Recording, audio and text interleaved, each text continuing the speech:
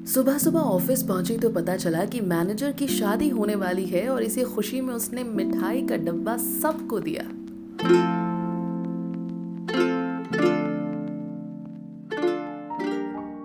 डब्बा खोला तो बूंदी के लड्डू। अरे इतने लड्डू कौन खाएगा, सोच के मूड ही खराब हो गया। ये सोचते सोचते कि लड्डू के डब्बे का कुछ तो सोचना पड़ेगा, काम में बिजी हो गई। घर जाने का वक्त आया तो याद आया कि आज तो डब्बा घर ले जाना ही पड़ेगा। ऊपर से मेरा पेटू दोस्त आज छुट्टी पर था, तो एक्स्ट्रा सब्जी भी टिफिन में ही मेरे साथ घर की तरफ वापस हो ली। जब घर जा रही थी तो नजर एक आदमी पर पड़ी। वो सड़क किनारे अपने 2 बच्चों के साथ बैठा हुआ था। कभी सड़क के एक किनारे को देखता, कभी दूसरे, कभी ट्रैफिक लाइट को देखता तो कभी करीब से गुजरती हुई गाड़ियों को। कभी आंखें उसकी कहीं दूर किसी ख्याल से बातें करने लगती, तो कभी कभी वो आसमान में सोए हुए नसीब को जगाने के तरीके खोजने लगता। उसके साथ बैठे दोनों बच्चे आपस में बातें कर रहे थे, खिलखिलाकर हंस रहे थे। एक के पैरों में तो चप्पल तक नहीं थी, तो दूसरे के पास कोई गर्म कपड़ा नहीं था। लेकिन इस उलझी हुई रुकी हुई जिंदगी से अनजान दोनों मासूम एक दूसरे के साथ में ही खुश थे।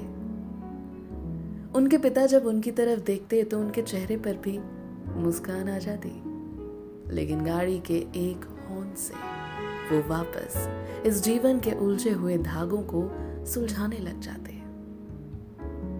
मुझे अपनी तरफ देखते हुए छोटा लड़का मेरे पास भाग कर आया और कुछ खाने को मांगने लगा।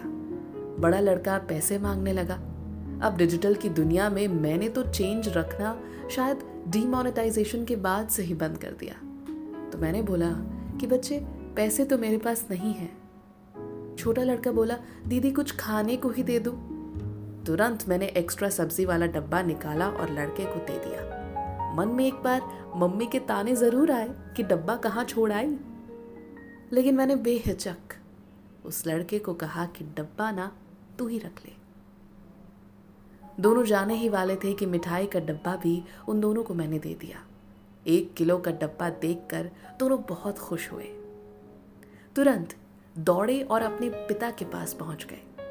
डब्बा खोला तो देखा लड्डू। छोटा लड़का तो खुशी से ही बोल पड़ा, अरे इतने सारे बूंदी के लड्डू, आज तो निकल पड़ी।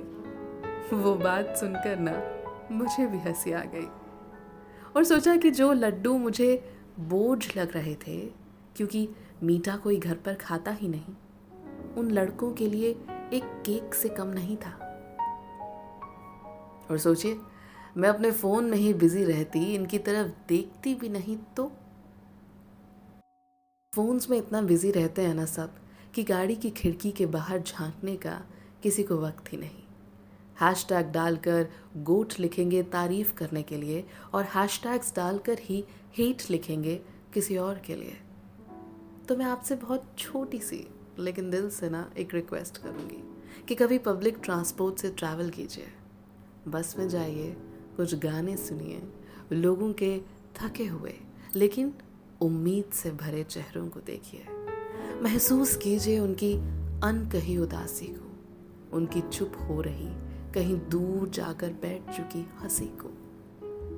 कभी ऑटो पकड़े और कॉलेज से घर लौट रहे स्टूडेंट्स की कभी न बंद होती हंसी में, बातों में खो जाए।